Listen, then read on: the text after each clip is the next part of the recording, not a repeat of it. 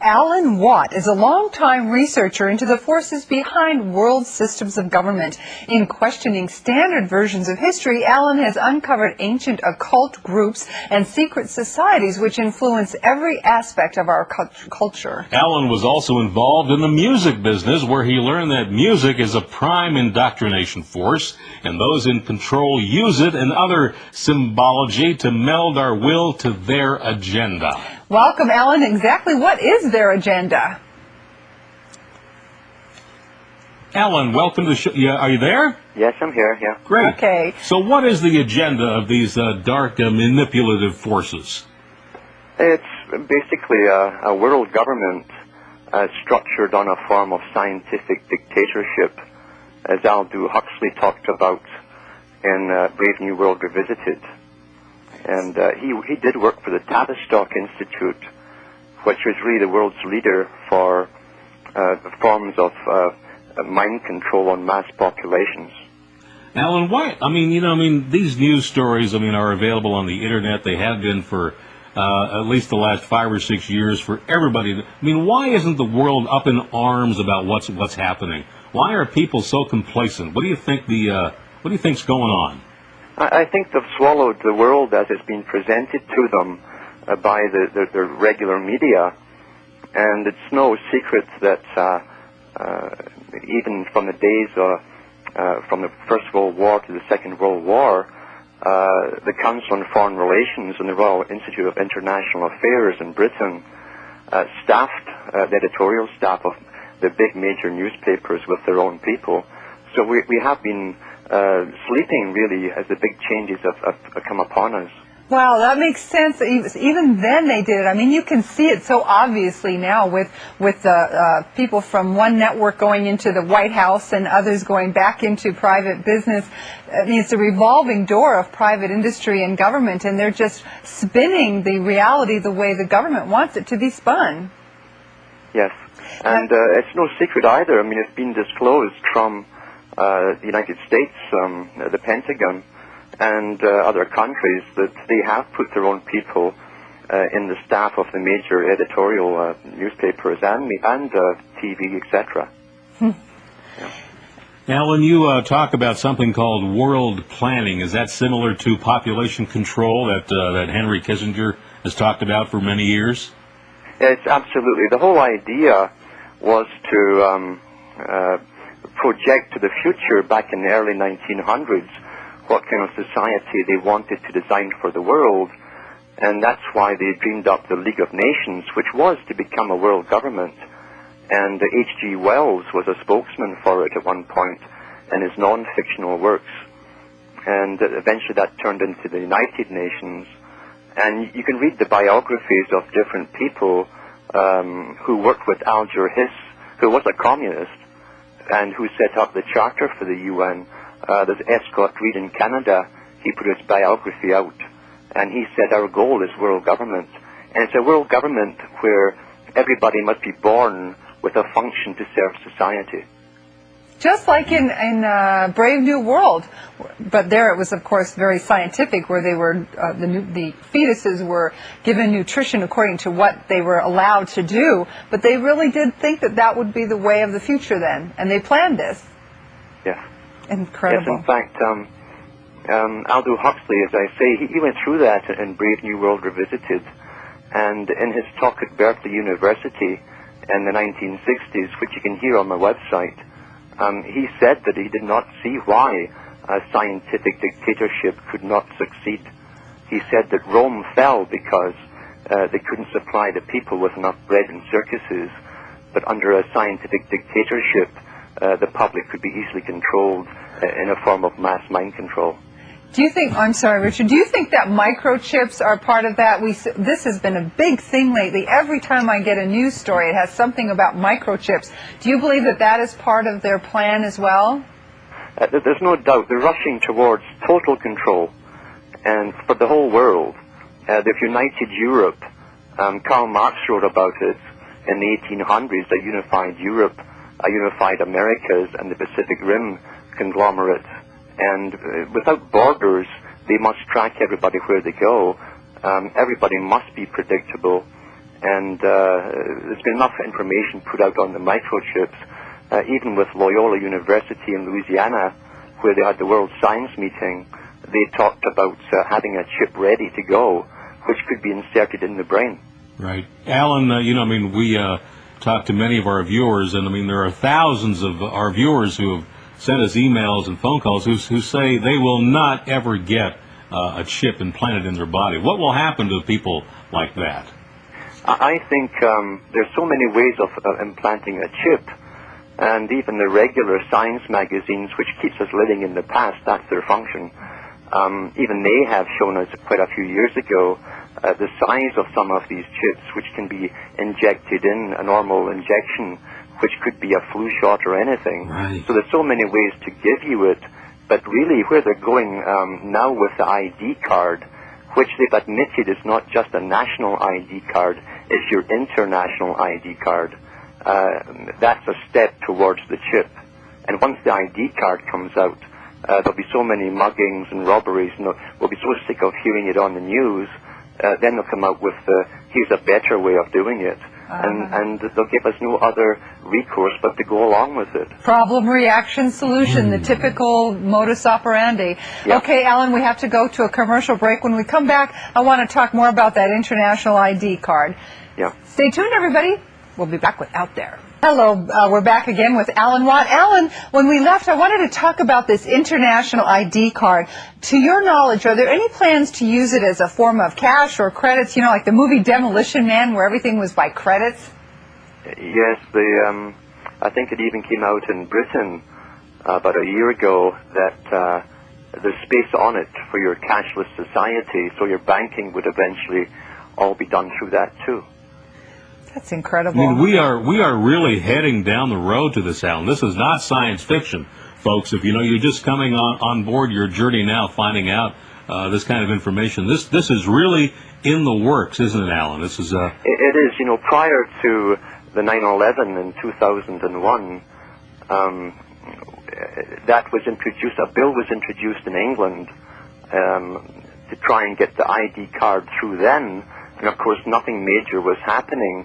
And there was quite an uproar about it. And then 9/11 came along, and all the hype for terrorism, which has been used as an excuse for total observation of every single person on the planet.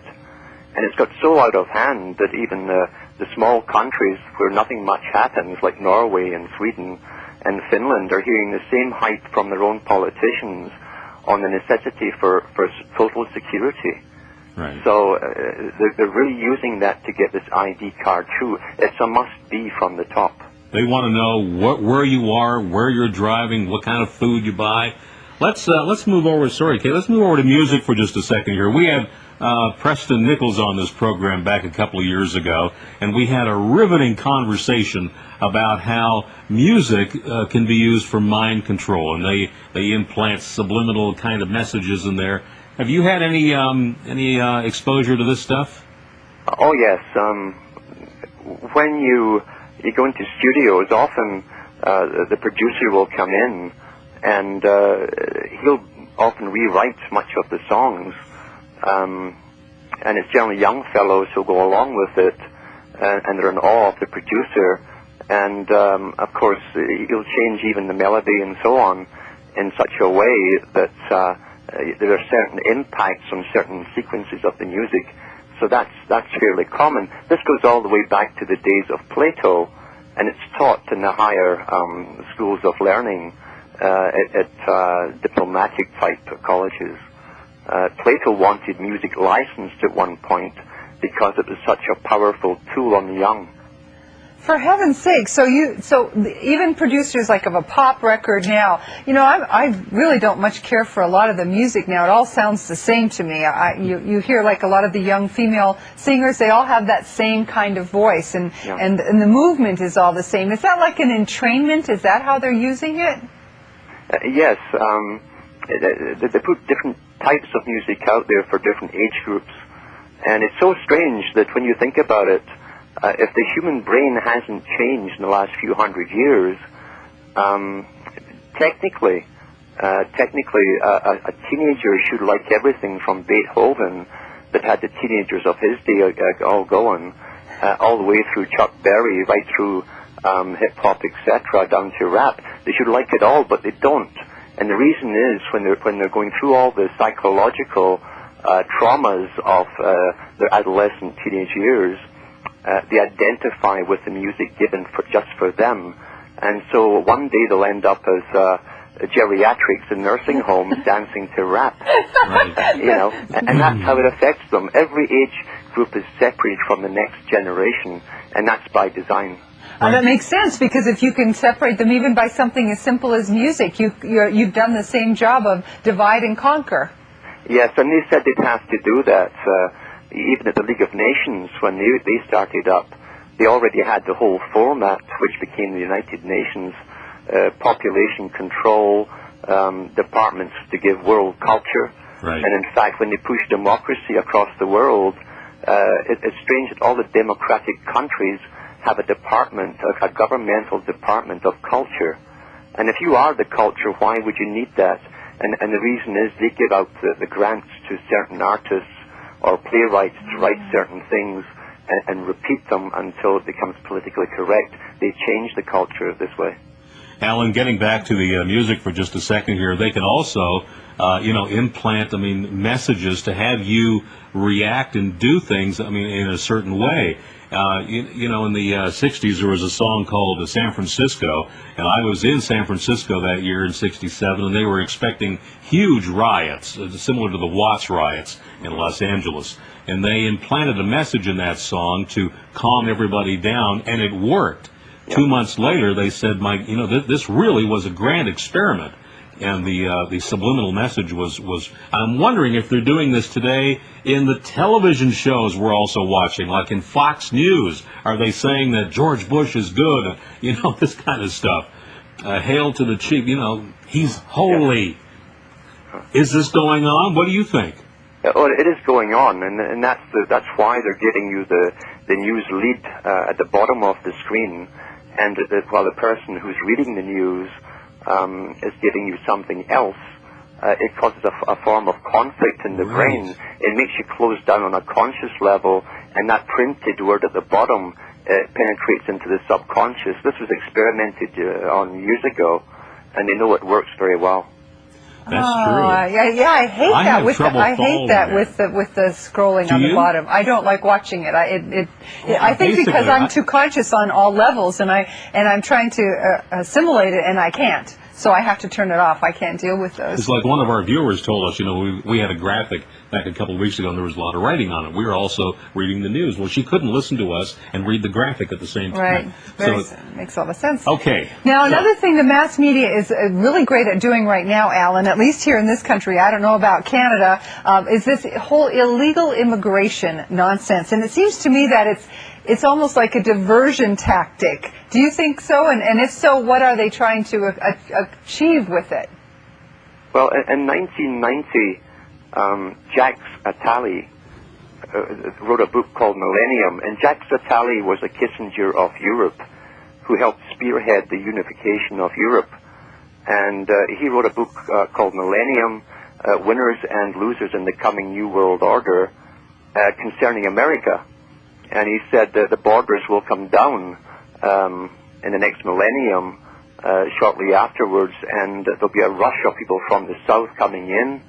It says this will create mayhem initially, maybe for a generation or more, and that it would be akin, in fact, to the Gauls and the various barbarians attacking Rome at the fall of Rome.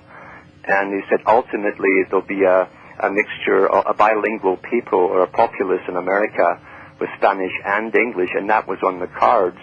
And he also said that at the same time, the remnants of industry would have left the United States for abroad in China, and therefore the next boat people would be Americans leaving the shores looking for work abroad. Wow, wouldn't that be an interesting So twist? they planned this. Now, what year did you say this book came out? That's about 1990. 1990. Well, by then, I mean, we were living in California, and I mean, most of California, I mean, everything was really done by people from south of the border, no question, even back then. Right. But just that right now, they're making such a fuss about it. To me, it seems, I still get the feeling that there's some kind of bait and switch thing going on, that's happening, but we're not... Well, we do know that some of the biggest groups from the south, from Mexico, are funded by the great foundations like the Rockefeller Foundation. And this is intentional so that they can steer the course of history. They plan history and simply give us the leaders, and give all groups the leaders, and they steer us along the path they have designed. And they will bring it to a head with a lot of mayhem, and of course that will further give them the excuse to ID everybody and have massive police observation of everyone. So ultimately, the people of either side never win. It's all simply part of the big picture, the big agenda.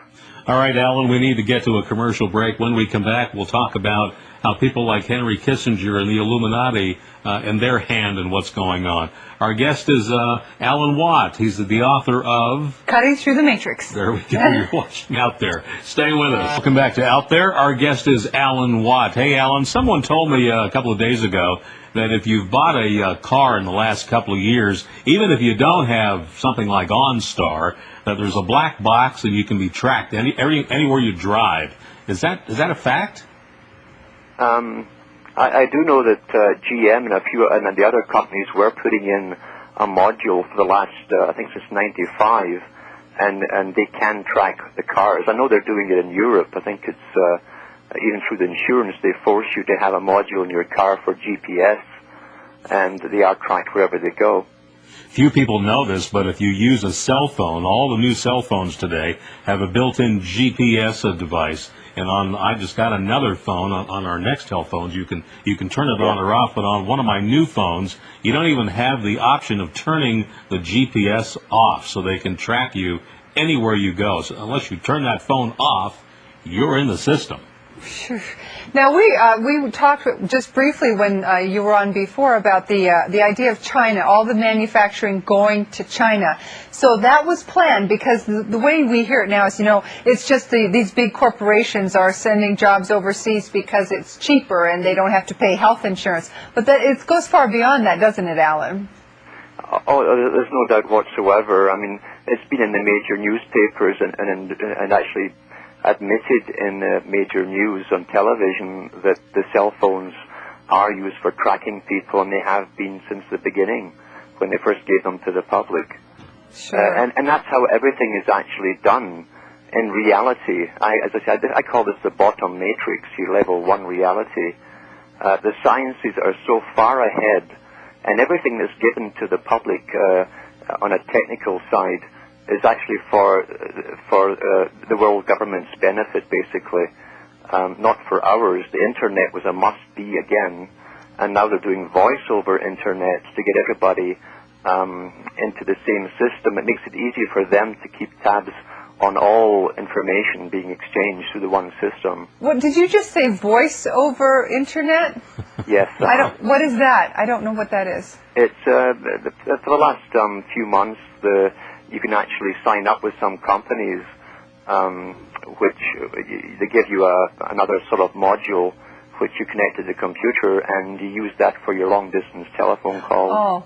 Right. Gotcha. Oh, so that's just part of the plan, too. It's not to help us keep our phone bills down at all. Oh, no, and it was the same with that's why they call it the net, the internet, and the web. Yeah, you get stuck on a web. Yeah. And Kissinger mentioned this in one of his books, Between Two Ages.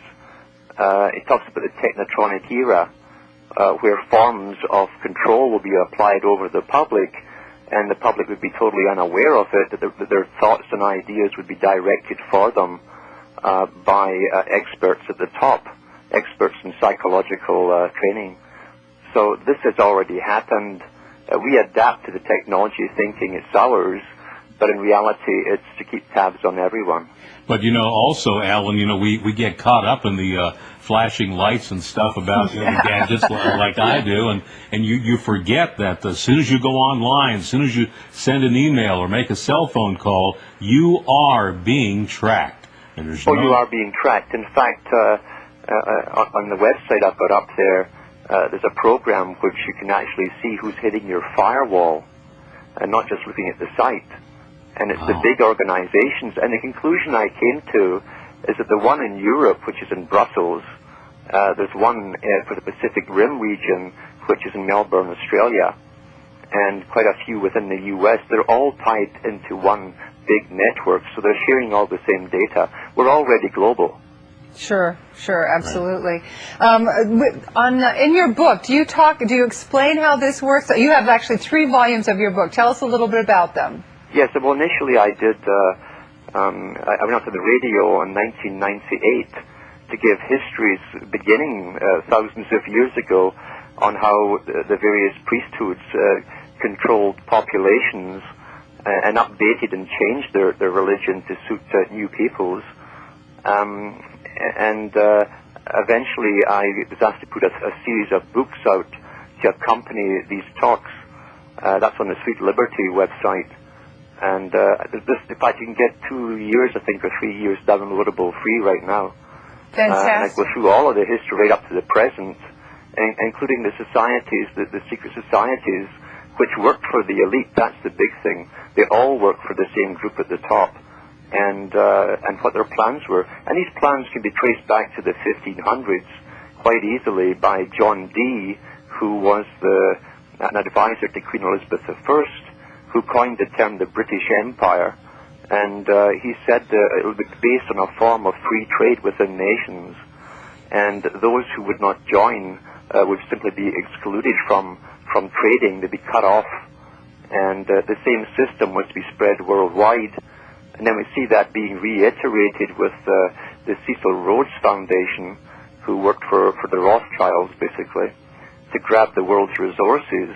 And the Lord Milner Group, Alfred Milner, they joined forces with the Cecil Rhodes Society and the Round Circles, and out of that came the Royal Institute of International Affairs and the CFR, which is just the American counterpart.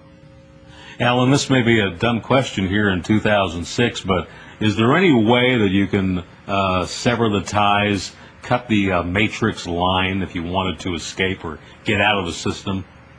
To get out of the system is very hard, because the choices that people used to have been, the little loopholes we had in the past have all been carefully taken down, and they love to get us into a new system by coercion, and if necessary, they back it up by force. Generally, the threat is enough. I know people, elderly people, whose fathers paid no taxes at all. They would do everything by barter in the U.S., the southern states. But when the property taxes came in, and then the income taxes, they had to start earning the money to pay the taxes. So that used to be a loophole, which they closed. Yeah, they just sure made did. you comply in their system. And make no bones about it, it is their system. Our guest tonight is Alan Watt. He's the author of Cutting Through the Matrix. And Alan, hang on with us for a couple of minutes and we'll return. You're watching Out There. Be right back. And we're on the phone with Alan Watt. Alan, we only have 90 seconds. This has gone by so fast. Who's going to be running the world 10 years from now? Who's going to what? Sorry? Be running the world 10 years from now? Because it seems they have everything planned. Do they have planned who's going to be the world's policeman next? Well, they've already said that eventually the Council on Foreign Relations, in their own books going back to the 1930s, they said America would be taken over and superseded by China, who will become the world's police. I knew it. Well, somebody, we have many reports here, Alan, on our southern border that people have seen Chinese troops, for the last 15 years on the U.S.-Mexico border, so you never know. I mean, they are making everything in the world. Everything you turn over is made or manufactured in China. Yes. And that was by design, was it not, Alan? It was by design. As I say, the 1930s books of the CFR and the Royal Institute of International Affairs put their books out, their members' books out then, and they discussed the whole formula right up to 2000 and beyond. Alan, and that was in there. Alan, this is not leaving me with much hope. So if you want to unplug from the Matrix, it doesn't look very good right now, does it? Is there any way to alleviate some of the anguish from this?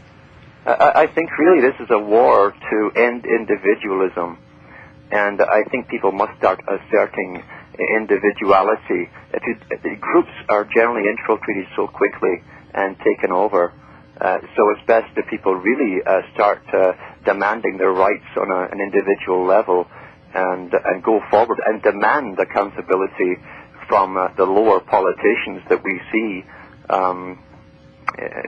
You'll find, too, that the real reason that Kennedy was killed is going to be brought forth in the next few days, because he made a speech, I think at Cornell University, 1 month before he died, that he was going to end the secret society's hold over government. Alan, I need to cut you off right there. Wow. This sounds like a topic for another entire Out There. You just let the cat out of the bag. Alan, thank you for joining us tonight, author of Cutting Through the Matrix. Stay safe, my friend.